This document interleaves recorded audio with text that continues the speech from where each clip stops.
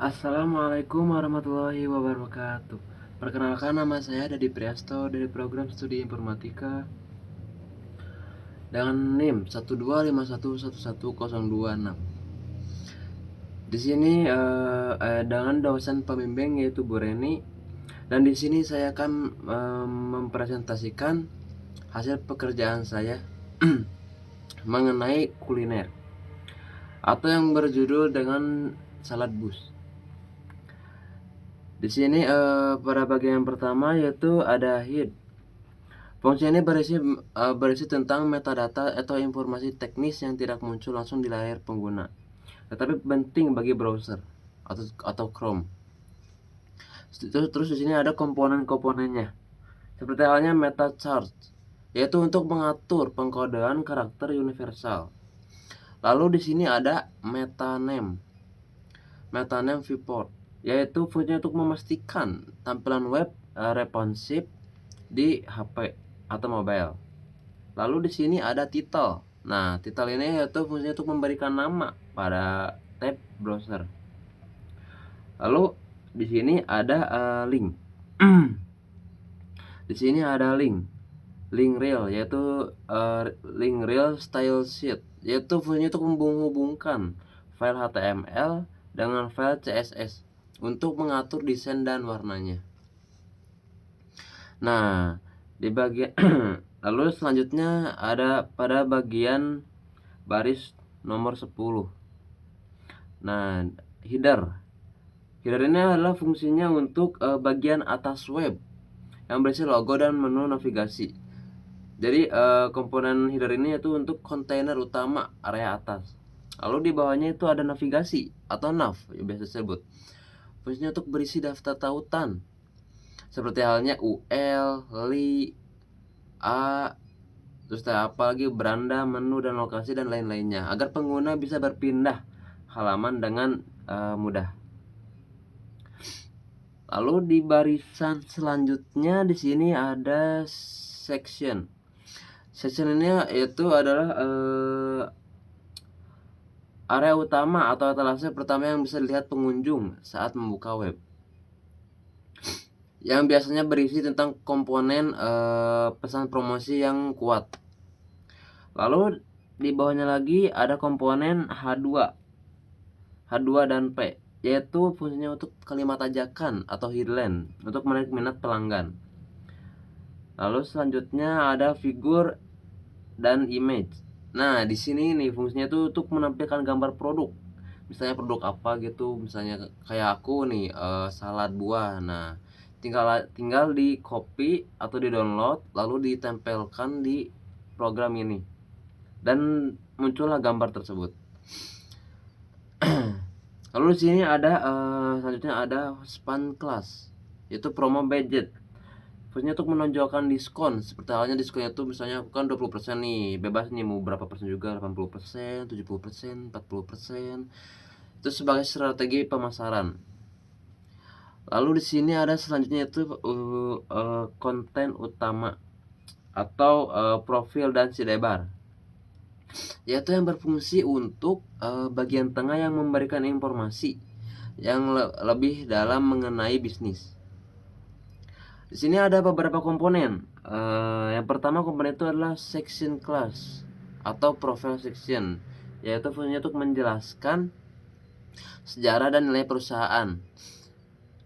Lalu di sini ada komponen aside, yaitu untuk promo atau menggunakan elemen aside untuk konten sampingan yang mendukung informasi utama, seperti halnya nih info member dan jadwal buka apa gitu, buka toko apa, kelontongan atau apa gitu.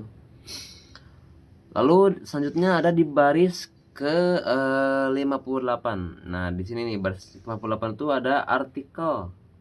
Artikel ini yaitu berfungsi untuk menjelaskan mengapa memilih kami, kan artikel kan memilih kami, yaitu untuk meyakinkan calon pembelinya gitu.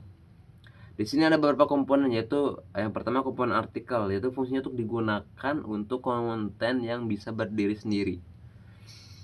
Lalu yang kedua tuh ada komponen strong. Nah, Fungsinya itu untuk menebalkan poin penting seperti halnya, kan buah selalu segar nih atau bebas nih, atau misalnya nasi goreng yang enak, nasi goreng yang bermutu, tiada tiada tandingannya, untuk penekanan visualnya gitu.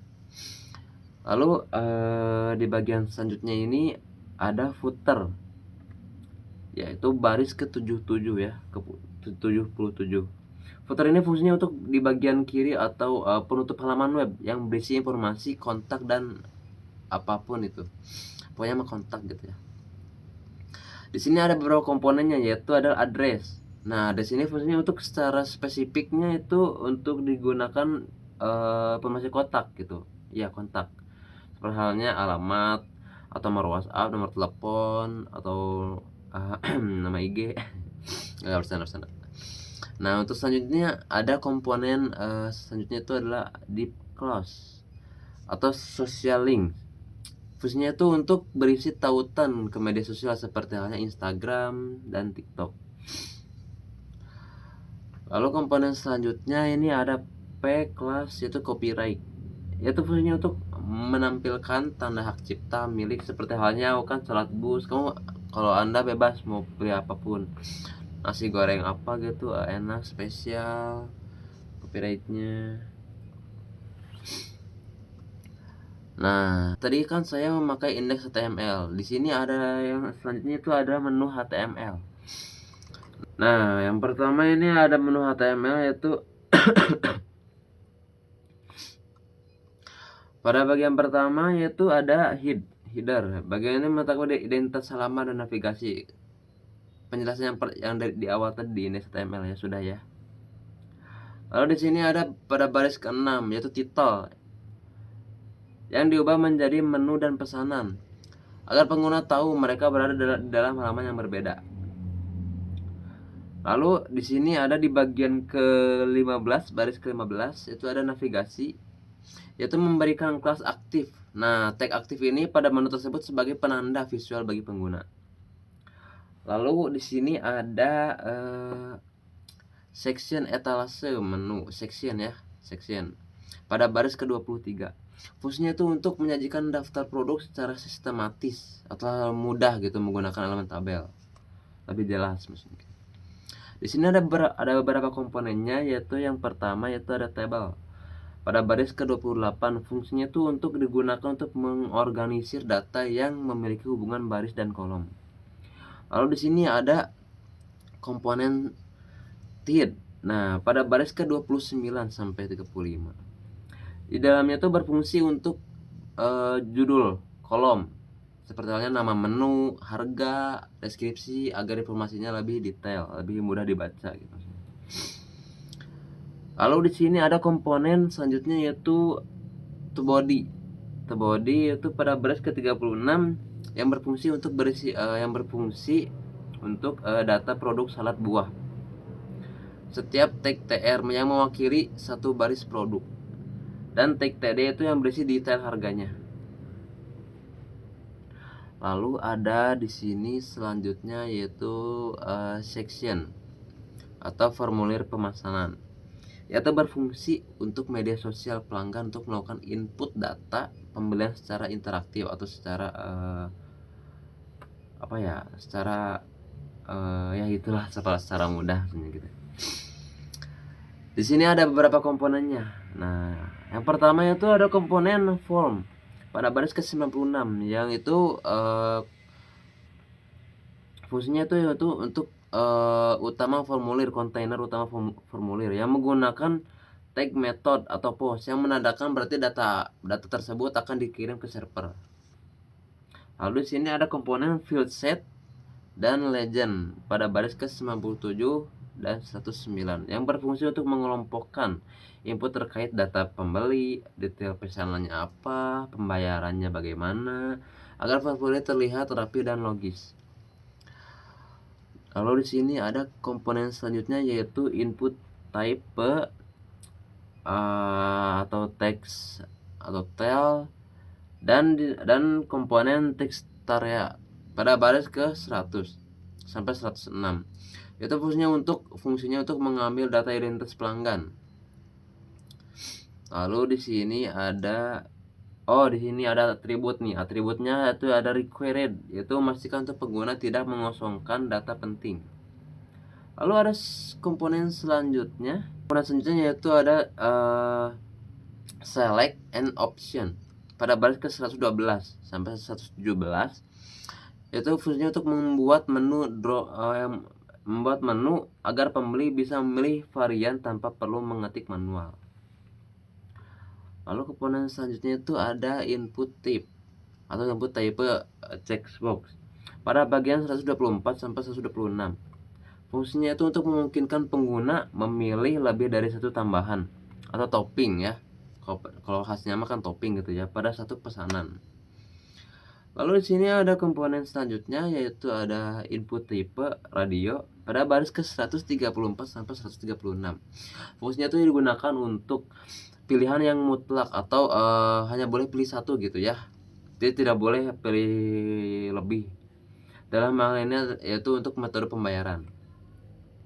Yaitu ada komponen selanjutnya itu ada button tipe submit pada baris ke 143, yaitu fungsinya itu untuk memicu atau mengirimkan seluruh data yang telah diisi ke dalam server tersebut. Nah, untuk selanjutnya yaitu ada bagian ke footer dan navigasi. Pada baris ke 147 sampai 152, yaitu fungsinya itu untuk penutup halaman dan akses cepat untuk kembali ke halaman awal atau beranda gitu ya. Di sini penjelasannya itu terdapat teks navigasi timbal balik yang mengarahkan user kembali ke beranda. Dan ini sangat penting ya untuk penggunanya gitu, agar pengguna tidak terjebak di satu halaman. Biar gak bingung gitu maksudnya. Lalu karena di menu HTML sudah beres untuk penjelasannya, untuk penerangannya kita lanjut ke style CSS-nya. Nah, di sini nih style CSS. Nah, yang pertama itu saya menggunakan bagian pertama itu root variable atau dasar bodinya ya pada baris ke 1 sampai 18. Yaitu fungsinya untuk menetapkan standar warna dan font agar konsisten di seluruh halaman web. Tujuannya yaitu jika Anda ingin mengubah warna seluruh web, Anda cukup mengganti satu kode warna di sini saja. Terus di sini ada komponen body. Nah, yaitu body ini untuk mengatur font atau ukuran besar angka utama dan menghilangkan jarak bawaan browser. Lalu di sini ada bagian selanjutnya yaitu layout container dan header pada baris ke 20 sampai 50. Fungsinya itu untuk mengatur atau membungkus konten agar tidak terlalu lebar dan mendesain bilah menu atas. Nah, di sini ada penerangannya. Kontainer itu fungsinya itu untuk membatasi lebar kolom ya atau lebar konten maksimal. Seperti kan maksimalnya itu kan 1100 pixel agar nyaman dibaca di layar monitor yang lebar.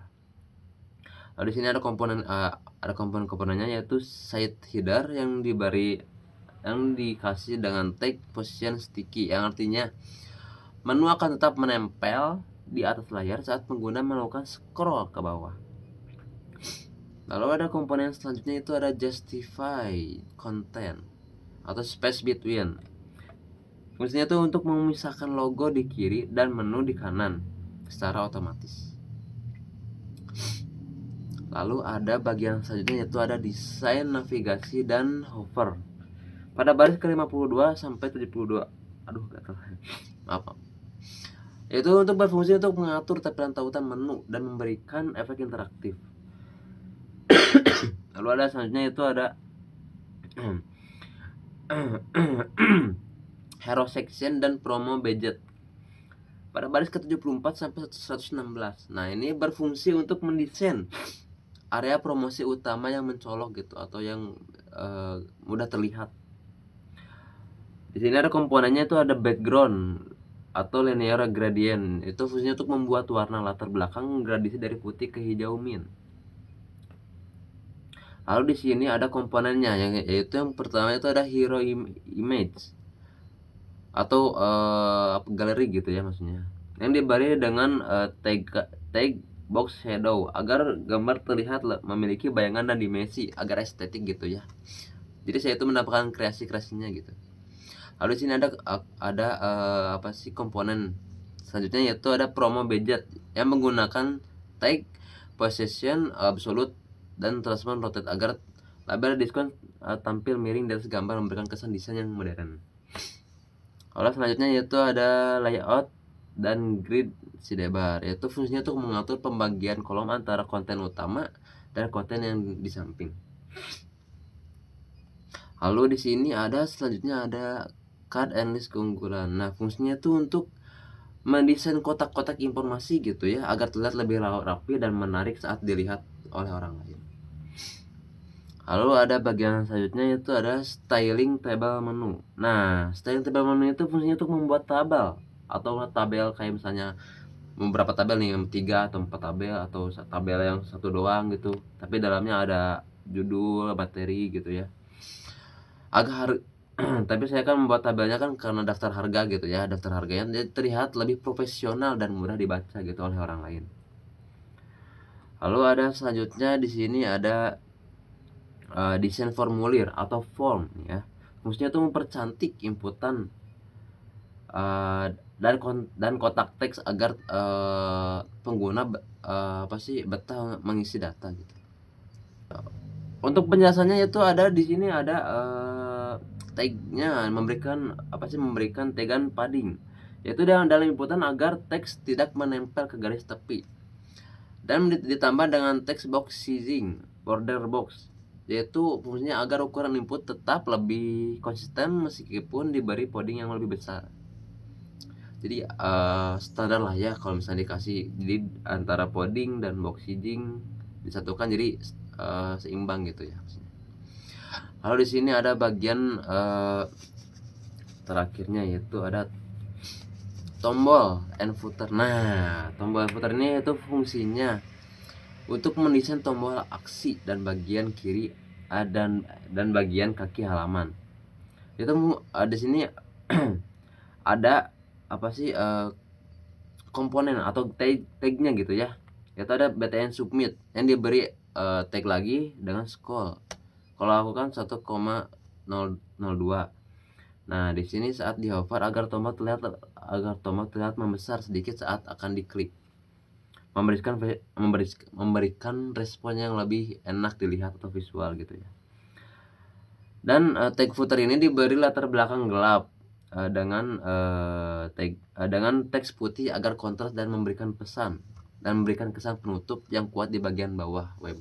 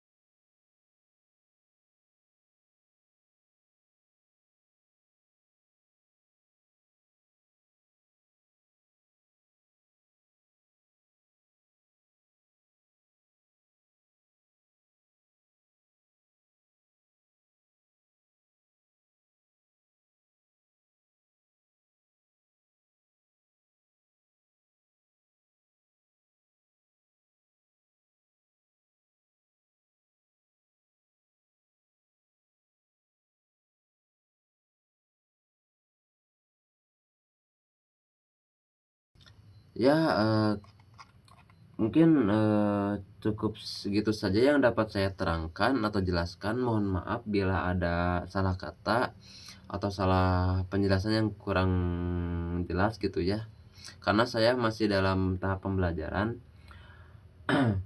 Mohon maaf bila ada kesalahan. Wassalamualaikum warahmatullahi wabarakatuh.